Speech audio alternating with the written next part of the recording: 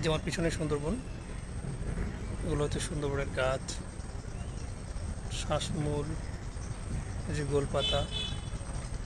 পিছনে একটা পুকুরও আছে ছোট্ট, এখানে মানে লবণাক্ত ছাড়া সাধু ফ্রেশ পানি পাওয়া যায়।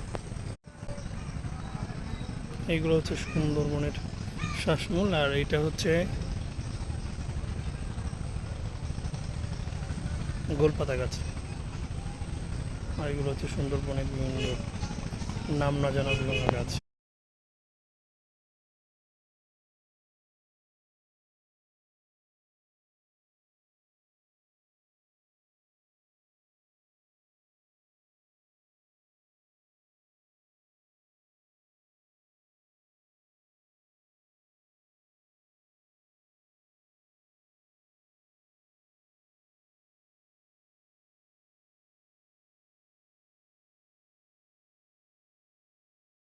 সুন্দরবনের ভিতরে একটা ছোট লঞ্চ, যেটা একেবারেই ধ্বংসপ্রাপ্ত হয়ে গেছে।